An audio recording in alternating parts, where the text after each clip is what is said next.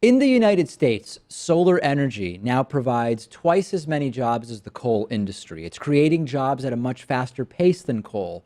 It creates jobs at a rate 17 times faster than the overall economy. Solar is more rapidly becoming cheaper. We've been covering the increased efficiency of the physical solar panels for many, many years. And yet, solar energy still makes up only about 1% of the total power supply in the United States.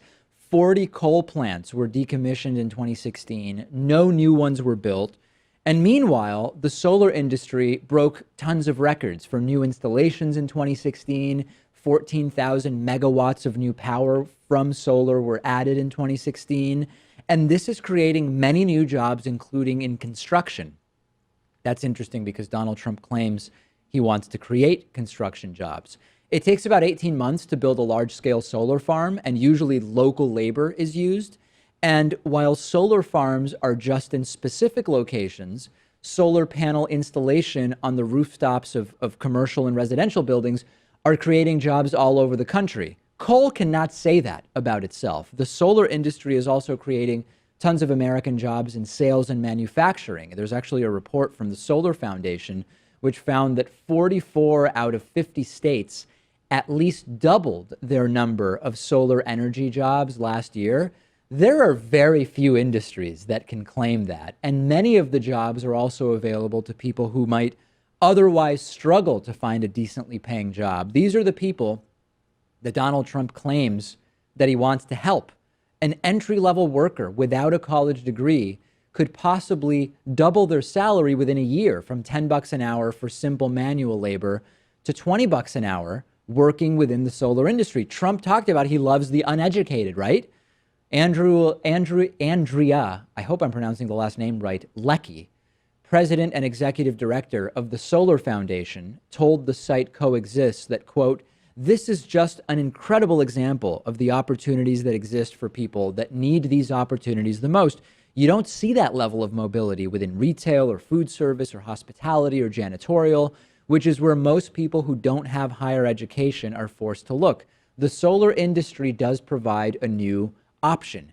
Even compared to natural gas, wind, and nuclear, solar is creating more jobs. And notably, despite the increased presence of robots in so many industries, solar is still creating jobs.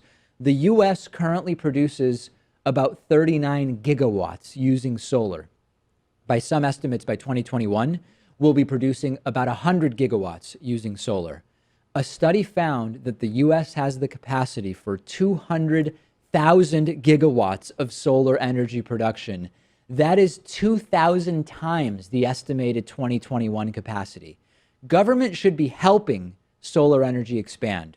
Tax credits for investment, requirements to have solar power on new construction, like San Francisco's new law requiring all new buildings to have solar panels.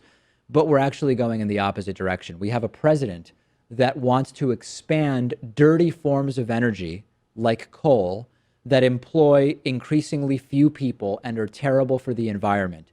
The world is laughing at us. The world is laughing at us. We can't turn back now and try to save a dying industry when we have new technology here that's not only creating more jobs at this point, but is also just way greener. There is no argument for coal over solar unless part of your argument is lining the pockets of big political donors and maintaining the kleptocracy and the oligarchical crony capitalist system. That's the only argument for pushing coal over solar, because there is no data that supports doing it. And we have someone at the highest position of power who is actually taking it almost like as something to brag about, that he is going to try to restore some coal jobs in West Virginia, and he is missing the forest for the trees. Doesn't mean we don't care about those West Virginia workers, but they would be way better served being retrained within the solar industry. Meanwhile, the president's new federal budget has a 31% cut in the Environmental Protection Agency. Yeah. We're actually going to go into the new budget tomorrow. It's absolutely insane.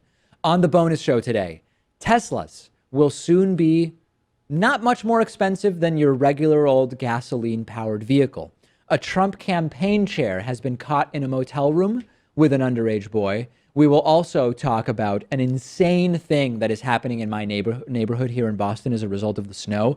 Locals probably can guess what I'm going to talk about. And it will probably come as a shock to people outside of the city of Boston because it is insane. All of that and more on today's bonus show.